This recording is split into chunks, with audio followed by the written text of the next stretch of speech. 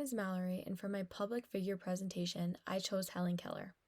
I've heard about her story growing up in school, but after researching her more in depth, I was amazed just how much she accomplished. Her story completely changed how the world views deafness, blindness, and communication. She was not only an author, an educator, but also one of the most influential disability rights advocates in history.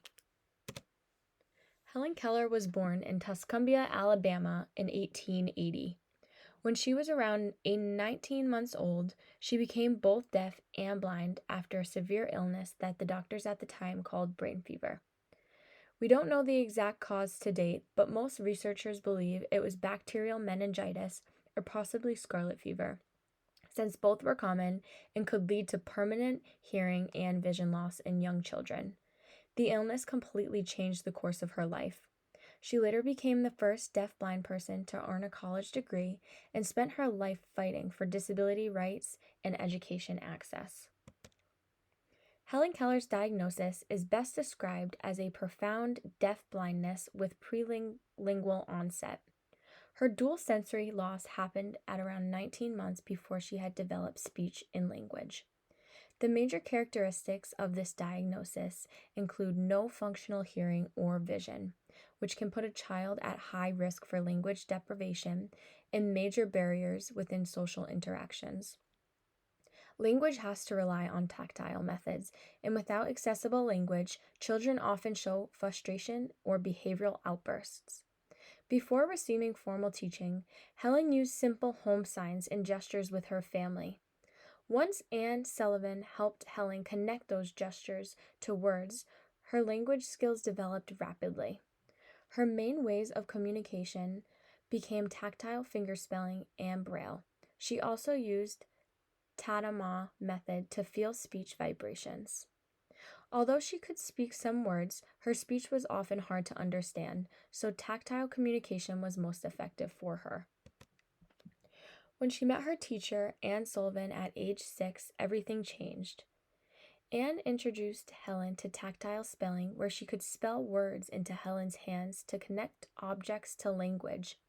The famous breakthrough moment happened when Anne spelt the word water while running cool water over Helen's hand.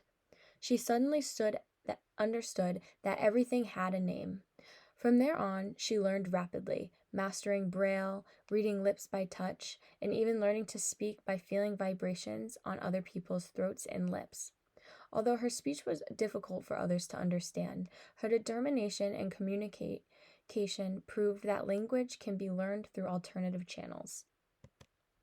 Helen Keller's success in learning language opened the door for her. She wrote several books, including The Story of My Life, and became a global lecturer. She worked for the American Foundation for the Blind for more than 40 years, traveling internationally to promote accessibility and education. Helen also helped found the American Civil Liberty Union, speaking out for women's rights, labor rights, and equality for people with disabilities. Her work came long before the disability rights were widely recognized, which makes her such a well-known advocate. Helen spoke openly about what it felt to be both deaf and blind. Her most famous quote, "Blindness separates people from things, deafness separates people from people," shows her understanding on how hearing loss impacts connection and relationships.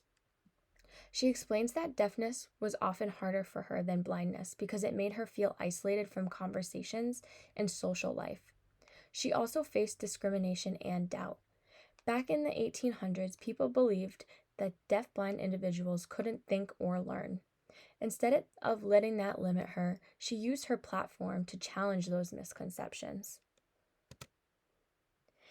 Helen's main form of intervention was her teacher, Anne Sullivan's daily instructions, which would today be considered as highly individualized, multi-sensory approach.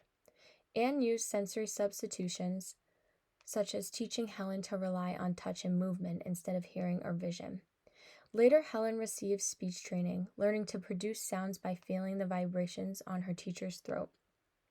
If Helen Keller was around today, she might have benefited from early intervention programs, multimodal communication methods, and speech auditory verbal therapy. All of these share the same goal of individuals' access to communication and human connection. Helen Keller's story has such a strong impact on how we view disability, education, and communication today. She proved that with the right support and determination, language and learning is always possible. Her work helped create more understanding and paved the way for exclusive education and advocacy for deafblind individuals. Here are my references. Thank you.